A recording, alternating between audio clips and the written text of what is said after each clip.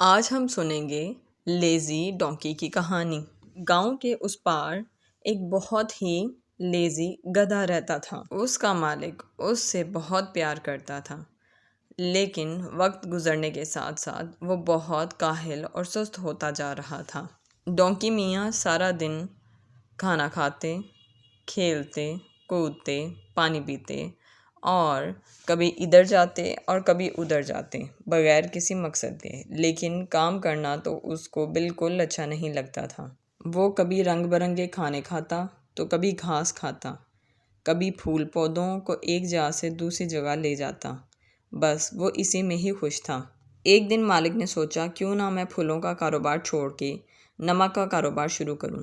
گدھا جو کہ درخت کے سائے کے نیچے آرام کر رہا تھا، مالک نے اس پہ نمک کی بوریاں لاد دیں۔ انہوں نے نمک مارکیٹ میں بیچنے کے لیے لے کے جانا تھا، تو لہٰذا انہوں نے اس کے اوپر نمک رکھا اور بازار کی طرف روانہ ہو گئے۔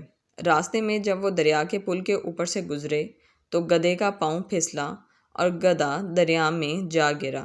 دریا میں گرنے کی وجہ سے نمک کافی حد تک پانی میں گھل گیا اور گدھے کا بوجھ بہت زیادہ ہلکا ہو گیا۔ مالک کا بہت زیادہ نقصان ہوا، وہ بازار نہیں جا پائے، وہیں سے واپس آ گئے، لیکن پھر بھی مالک نے اس کو پیار ہی کیا، اس کو کوئی سزا یا سخت لفظ نہیں استعمال کیے۔ گدھا بہت خوش تھا کہ مجھے تو ایک بہانہ مل گیا ہے اپنا بوجھ ہلکا کرنے کا۔ اگلے دن جب وہ دوبارہ مارکیٹ کی طرف گئے تو جب دریا کے پاس پہنچے، گدھا اپنے آپ ہی دریا میں گر گیا اور دوبارہ سارا نمک پانی میں بہہ گیا اور خالی بوریوں کے ساتھ وہ واپس آیا۔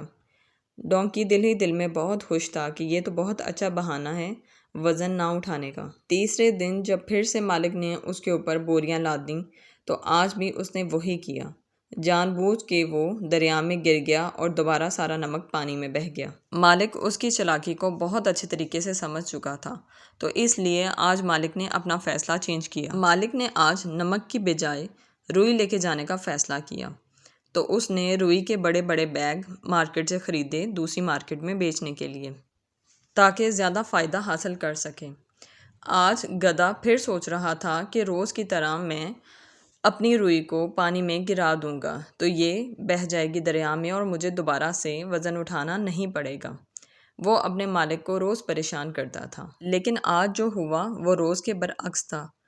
گدھا جب پانی میں گرا تو کاٹن نے پانی جذب کر لیا اور اب تو گدھے سے اٹھا بھی نہیں جا رہا تھا، اور چلنا تو بہت دور کی بات۔ روئی نے جب پانی جذب کر لیا تو اس کا وزن ڈبل ہو گیا۔ ڈونکی دل ہی دل میں بہت پچھتا رہا تھا کہ یہ اس نے کیا کیا ہے، لیکن مالک خوش تھا کہ آخرکار وہ اپنا سامان آج مارکیٹ تک لے کے جا سکے گا اور منافع حاصل کر سکے گا۔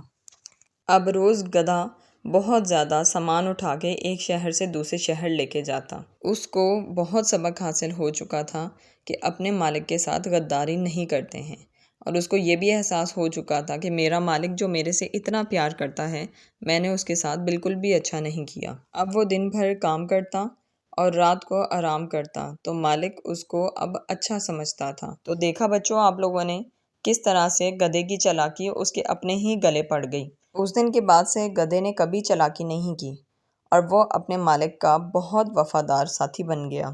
آج کی اس کہانی سے ہم نے یہ سبق حاصل کیا ہے کہ محنت اور ایمانداری سے ہی اصل کامیابی حاصل ہو سکتی ہے۔ چالاکی اور سستی وقتی فائدہ دے سکتی ہیں، لیکن آخرکار نقصان دیتی ہیں اور شرمندگی کا سبب بنتی ہیں۔ اس لیے ہمیں خوب محنت کرنی چاہیے اور دل لگا کے کام کرنا چاہیے جو بھی ہمیں کرنے کو کہا جائے۔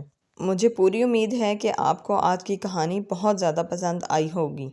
اسی طرح کی مزید سٹوریز دیکھنے کے لیے ہمارے چینل کو سبسکرائب کر دیں اور اس ویڈیو کو لائک کر دیں، اور اپنے دوستوں کے ساتھ بھی یہ ویڈیو ضرور شیئر کریں تاکہ وہ بھی ایک مورل سٹوری سے لطف اندوز ہو سکیں۔